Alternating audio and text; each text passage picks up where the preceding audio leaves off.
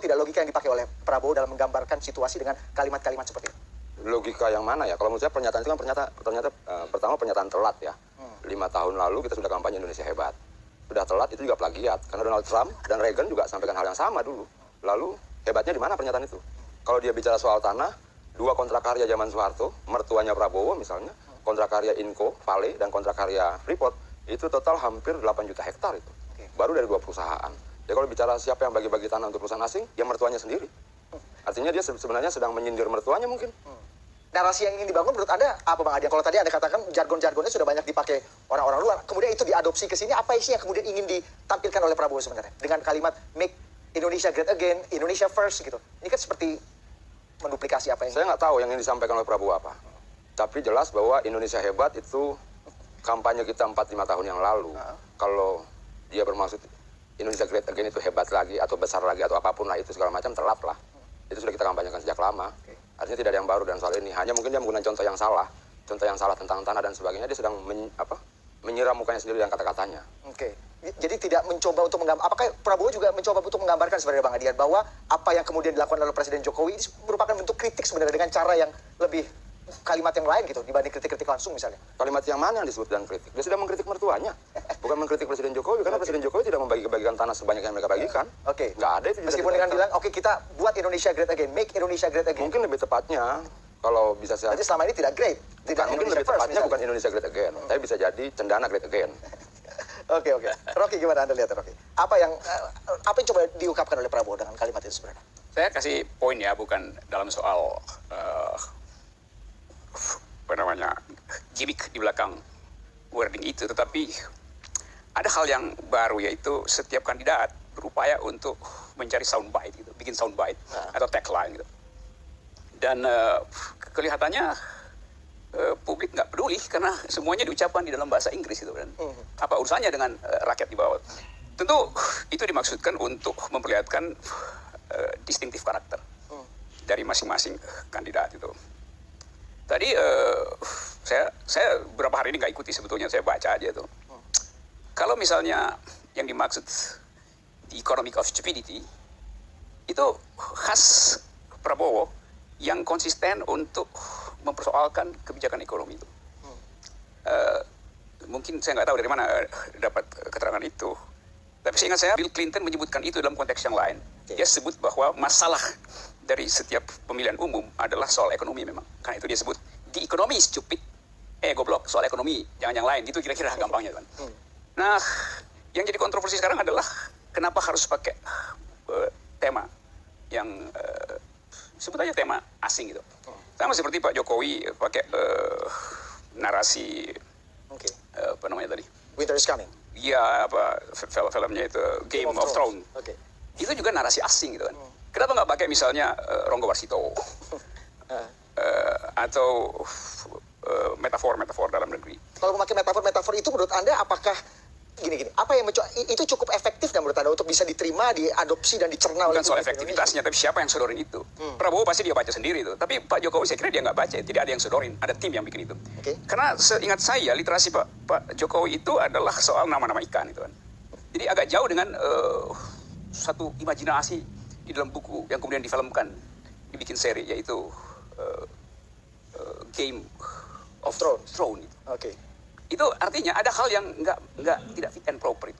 Apalagi itu statusnya fiksi. Dulu Pak Jokowi justru menentang fiksinya Prabowo, go split gitu. Tapi sekarang diambil alih itu. Artinya Pak Jokowi sebetulnya nggak paham keadaan itu, tapi disodorkan. Nanti kita akan bahas khusus mengenai Jokowi dengan Winter is Coming-nya dan Game of Thrones-nya. Tapi kalau mengenai Prabowo ini, Bung Adian, Anda lihat kan ini yang kemudian ramai dibicarakan orang adalah kenapa sih harus memakai slogannya Donald Trump gitu. Kemudian orang jadi menyamakan sebenarnya logika-logika seperti itu. Apa sih yang kemudian ingin disampaikan sebenarnya, Bung Adian, dengan kalau menurut saya yang dipakai itu simpel saja, dengan maksud politik yang simpel saja, memudahkan supaya orang gampang mencerna, atau memang secara tidak langsung ingin mengidentikan gitu misalnya dengan orang-orang tertentu gitu. Bisa saja dia coba mengatakan dia identik dengan Donald Trump segala macam, tapi saya pikir yang dipakai tidak cuma istilahnya, tapi dalam beberapa hal cara-caranya juga, seperti misalnya di sana mengembangkan ketakutan, di sini juga seperti itu, rakyat disuruh untuk takut, diminta untuk takut terhadap segala macam keadaan. Di sana ada isu rasisme, di sini juga ada, di sana ada isu SARA, di sini juga ada. Artinya tidak cuma slogannya, tapi cara-cara yang dipakai di Amerika juga sepertinya bisa saja dipakai oleh Prabowo dan timnya di Indonesia. Itu sengaja atau tidak tuh Bung Adian dengan membicarakan atau sedikit modifikasi kalimatnya Trump itu sengaja ingin menciptakan itu atau secara tidak langsung saja menurut Anda? Nggak sengaja tiba-tiba. Kalau kemudian misalnya di salah satu kalimatnya Prabowo bicara tentang neolib, dia sedang mengutip pernyataan salah satu tokoh neolib dunia, liberal dunia yang sangat besar kan, seperti itu. Dia bicara tentang kekayaan alam Indonesia yang dikuasai negara asing, dia sedang mengutip presiden dari sebuah negara yang paling banyak mengambil kekayaan Indonesia. Artinya semua pernyataan kontradiktif. Jangan-jangan dia juga tidak tahu siapa yang menyatakan itu. Bisa saja toh? Iya, Rocky Anda lihat gimana? Ya kalau soal neolib itu hasil dari IMF kemarin, separuh dari komitmen itu soal investasi di bidang tambang ekstraktif itu. Dan itu artinya juga akan banyak tanah yang akan diambil alih oleh swasta karena perjanjian internasional, dan petani akan kehilangan lahan. Itu konsekuensi dari perjanjian di Bali kemarin. Jadi sebetulnya Pak Jokowi juga secara tidak sadar menyodorkan tanah untuk dieksploitasi oleh yang dia sebut neolib. Untuk logika mengidentikan dengan Trump sendiri seperti tadi kata Bung Adian, Anda lihat? Sengaja atau tidak sengaja sebenarnya akhirnya orang mengidentikan seperti ya Donald Trump karena slogannya mirip seperti kata Bung Adian tadi, orang jadi akhirnya sudah saya kira faktualnya tidak begitu. Kondisi faktualnya seperti itu. Anda setuju? Iya, kita lihat begini. Setelah ucapan itu tiba ke publik, kita lihat contoh-contohnya. Contoh diberikan oleh Sandi, saya baca di koran. Kita mau supaya jadi kayak Majapahit, jadi kayak Sriwijaya. Jadi great again itu seolah-olah seperti Sriwijaya, seperti Majapahit, bukan seperti Amerika itu. Tentu saja ada semacam hitungan politis karena mayoritas pemilih di Jawa, maka dipakai idiom itu tuh. Jadi menjadi besar kembali seperti zaman Sriwijaya dan Majapahit, kan Sandi ucapkan itu. Jadi bukan ke Amerika. Tetapi juga itu ada yang... kalau praktek-praktek politik seperti yang dikatakan Bung Adian tadi misalnya, praktek-praktek politik Trump yang kemudian, ya tadi katanya agak mirip juga misalnya dilakukan oleh praktek-praktek tadi misalnya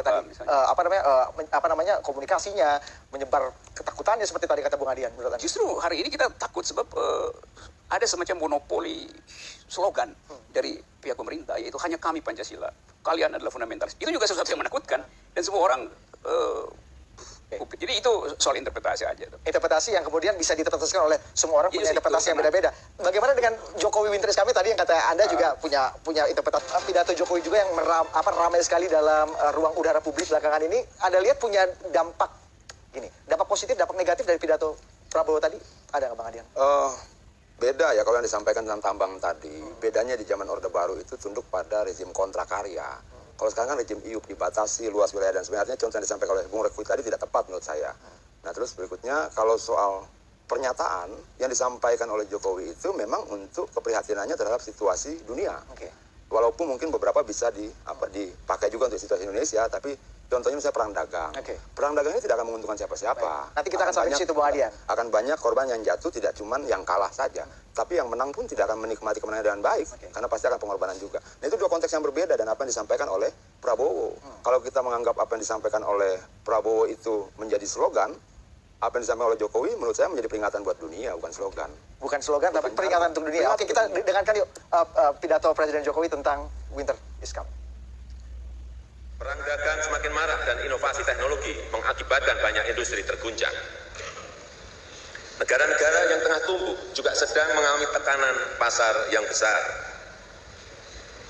Dengan banyak masalah perekonomian dunia, sudah cukup bagi kita untuk mengatakan bahwa winter is coming. Metafor yang digunakan itu mendapatkan aplaus, dipuji oleh banyak sekali pemimpin ekonomi dunia. Metafor yang digunakan menurut Anda? Dalam bahasa-bahasa diplomasi, tuan rumah itu harus dipuji. Jadi, ya tamu yang baik dia harus memuji wangi dari ruang tamu.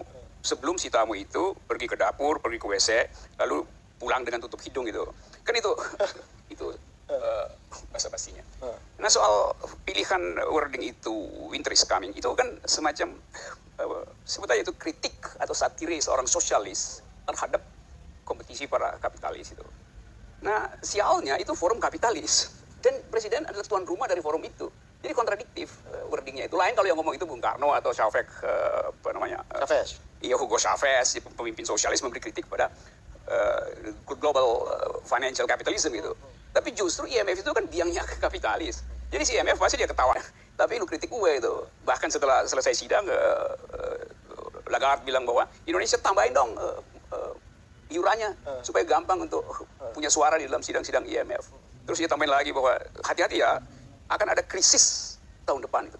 Jadi justru dia kasih peringatan yang lebih kuat daripada winter is coming. Nah kalau soal winter is coming, ya winternya udah ada di sini sejak Presiden Jokowi jadi memimpin negeri ini karena ekonomi memburuk terus kan. Jadi musim dingin kita udah menggigil karena tidak ada kegiatan ekonomi justru ada di Indonesia. Itu kalau saya mau bolak-balik logiknya gitu. Kalau saya mau mempermainkan metafor itu. Bang Adian gimana? Luar biasa dong. Artinya ini keberanian Jokowi untuk memperingatkan dunia, memperingatkan negara-negara dikuasa. Dan ini terlepas dari persoalan pemahaman terhadap ideologi apapun, bahwa secara kemanusiaan, perang dalam bentuk apapun tidak akan pernah menguntungkan kemanusiaan. Dan ini yang disampaikan oleh Jokowi. Mau perang dagang, mau perang fisik, mau perang apapun, tidak akan pernah menguntungkan buat kemanusiaan. Ini tidak bisa diartikan bahwa sosialis, menegur kapitalis, dan tidak. Ini murni persoalan kemanusiaan dan peradaban dunia. Kita harus melihatnya dari situ. Bahwa kemudian... Dan itu yang membuat akhirnya pidato presiden kemudian diapresiasi oleh banyak bagaimanapun orang. Juga, yang bertarung biasanya tidak banyak. Korbannya yang banyak. Orang selalu bilang, perang dalam bentuk apapun yang akan lebih banyak bukan pelaku tapi pengungsi. Artinya korban itu yang lebih banyak. Dan Jokowi sebagai presiden, sebagai bagian dari masyarakat internasional, negara kita ini wajib memberikan peringatan. Dan menurut saya sedikit kepala negara yang punya keberanian seperti itu. Ini menunjukkan kelas dia dong. Bahwa dia memang kelas yang memang mampu memperingatkan negara-negara besar sekalipun. Bahkan di forum yang menurut Bung Rocky adalah forum para kapitalis. Artinya tidak perlu bisik-bisik, tidak perlu berbicara di forum-forum tersendiri, terbuka. Datang sebagai tuan rumah, dia menyatakan keprihatinannya, dia katakan hentikan perang dalam segala bentuknya. Termasuk perang dagang sekalipun. Kenapa? Yang akan rugi dan hancur adalah kemanusiaan dan peradaban. Kira-kira itu yang disampaikan. Apa buruknya dalam pernyataan itu? Menurut saya itu pernyataan luar biasa dibandingkan mengutip pernyataan Donald Trump misalnya, dibanding mengutip mengutip istilah Majapahit dan Sriwijaya membandingkannya dan sekarang misalnya. Kalau dibilang bahwa yang dimaksud dengan Indonesia Great Again itu parameternya alat ukuran Sriwijaya dan Majapahit.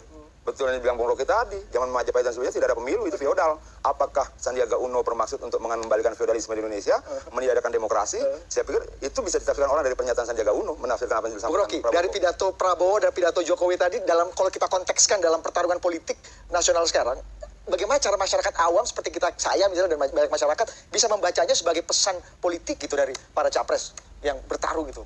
Oke, gini ya, Pak Jokowi kasih semacam posisi moral. Seolah-olah posisi itu menunjukkan ideologinya tuh, bahwa dia pemimpin yang otentik, yang mampu untuk menegur kapitalis dunia segala macam. Tetapi di dalam politik nasional sendiri dia bukan tokoh utama. Tetap Ibu Mega mengatakan presiden adalah petugas partai. Jadi orang lihat kontradiksi itu tuh. Ya bagus saja sebagai retorik. Tapi bagi orang yang bikin analisis, ini kok nggak match gitu ya. Antara mental feodal yang masih ada di dalam perpolitikan istana dan upaya untuk menegor global capitalism itu. Itu seperti anak kecil yang negor preman terus ditampar sama preman gitu kan. Untung tamparnya itu dalam bentuk tepuk tangan gitu kan. Jadi kita mesti baca sesuatu yang tersembunyi di dalam gimmick yang terjadi di Bali.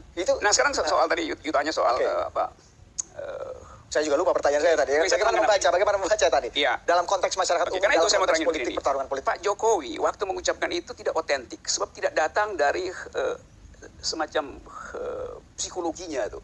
Jadi dia membaca teks itu dan itu disodorkan pasti. Karena Pak Jokowi tidak punya tradisi membaca, maksudnya membaca buku tuh. Karena Game of Thrones itu adalah imajinasi dan butuh waktu untuk membaca itu supaya menyerap filosofinya tuh. Jadi pasti itu adalah... Atau mungkin nonton film ya, mungkin kita nggak pernah. Apalagi nonton film, lebih berat lagi nonton Dilan aja beliau salah komentar kan. Jadi ada yang tidak otentik, tapi saya nggak protes karena itu adalah pekerjaan tim itu. Tetapi tetap kalau kita analisis tidak otentik.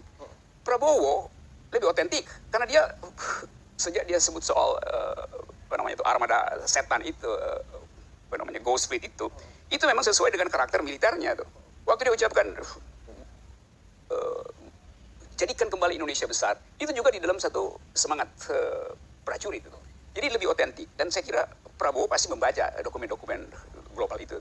Tapi saya kasih kritik yaitu bahwa konsistensi dalam membuat metafor harus betul-betul dipegang, jangan sampai berupaya untuk membaca masa depan sambil merayakan masa lalu itu kritik saya sebetulnya. Sama seperti kritik saya pada Pak Jokowi yaitu bahwa ya tetap orang anggap bahwa tidak otentik yang diucapkan. Tidak otentik dan ada ketidaksinambungan antara retorika dengan fakta itu memang karena itu dipahami oleh sebagian orang atau banyak orang melihat dengan mata telanjang. Banyak orang akhirnya melihat bahwa Pak Jokowi literasinya adalah menghafal nama ikan. Kenapa tiba-tiba ngomong tentang sebuah novel yang memerlukan imajinasi itu? Pak Jokowi tidak dilatih di dalam wilayah imajinasi. Jadi itu seperti orang naik gunung es.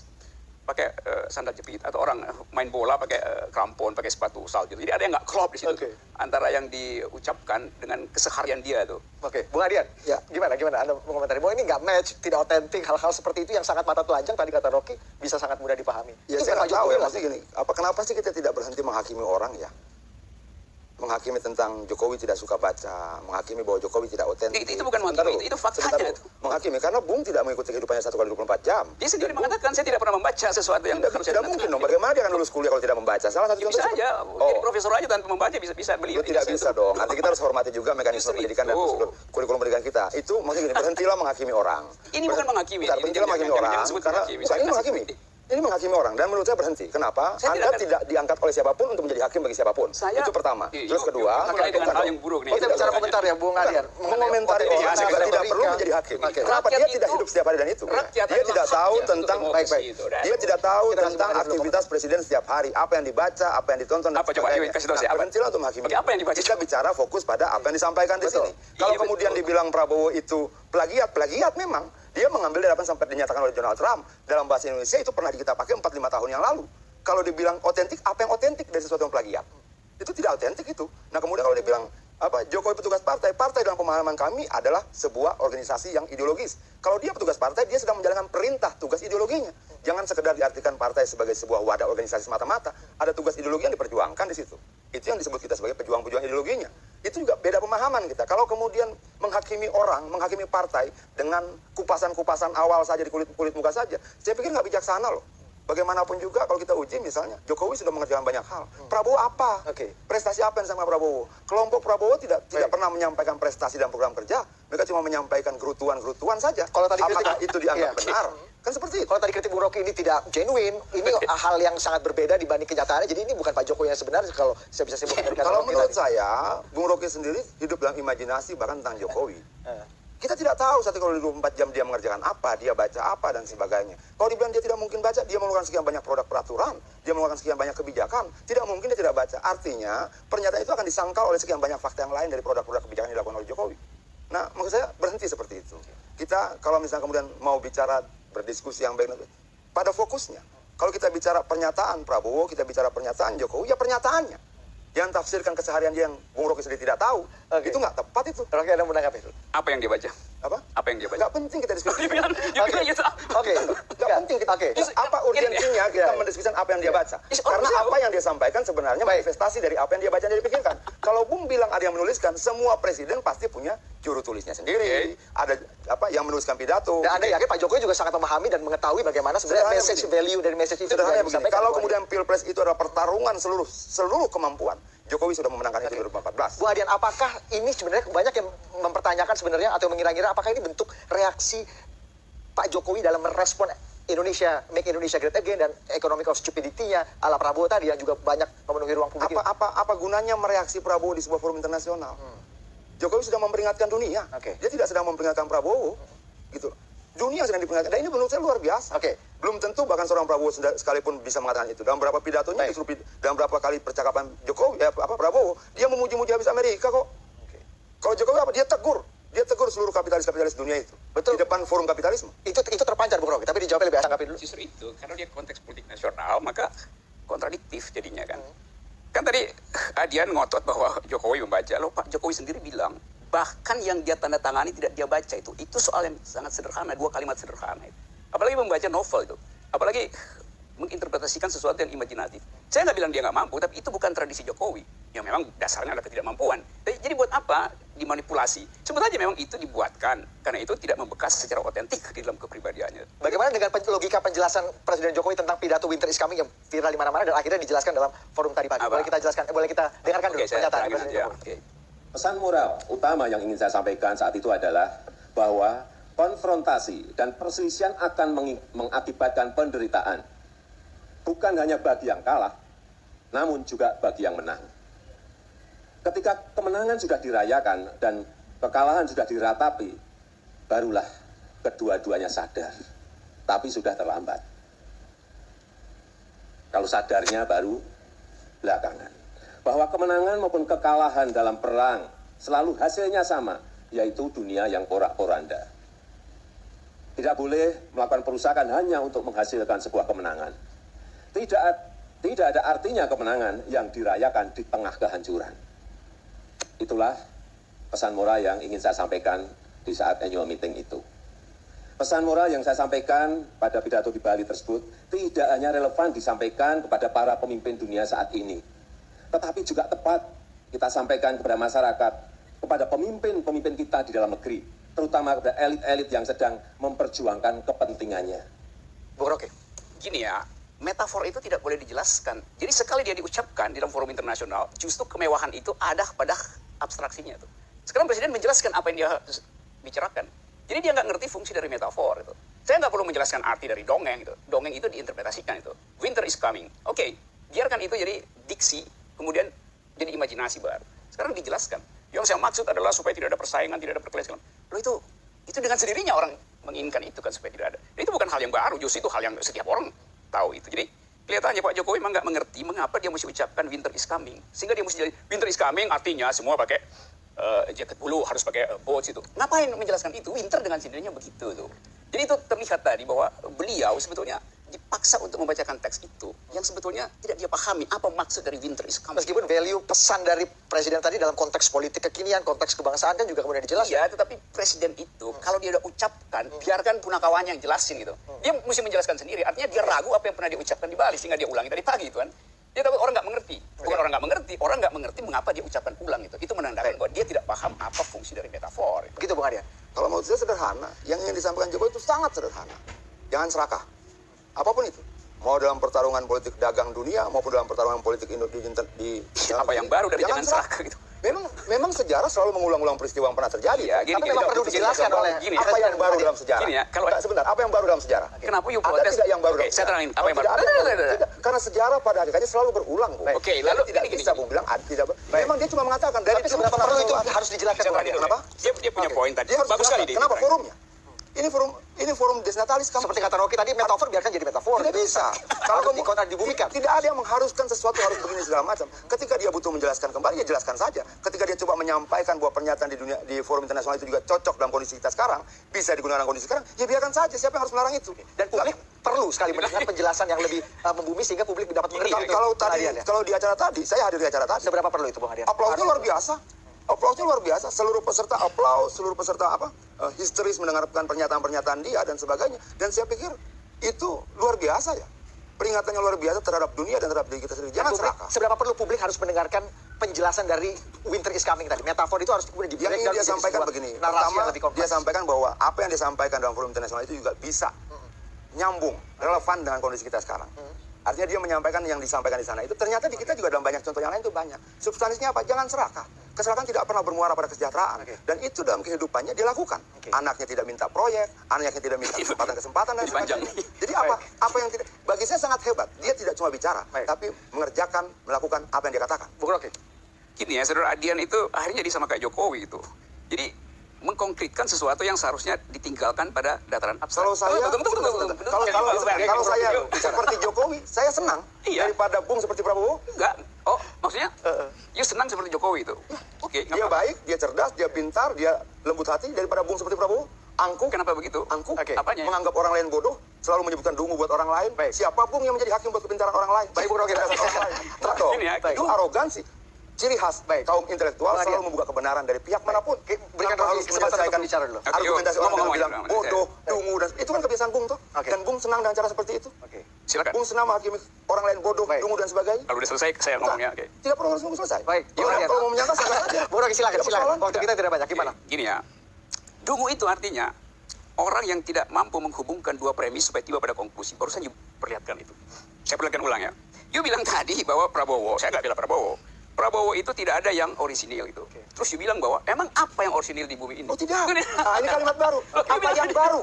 Justru bukan orisinil. Apa yang saya katakan dalam rangkaian bahwa sejarah adalah pengulangan. Oke. Apa yang baru dalam sejarah? Kita kembali ke laptop kita. Orisinil. Bung Adian, Bung Rocky sendiri mengutip kalimat saya. Salah. Bung Adian, kita tidak bicara orisinilitas. Bapak, apa yang baru dalam sejarah? Jangankan yang baru. Konteksnya adalah sejarah. Sejarah selalu berulang. Baik. Apa yang baru dalam sejarah? Bung Adian, Tidak ada yang baru. Bung Adian, Bung Rocky, kita kembali ke laptop dulu terakhir.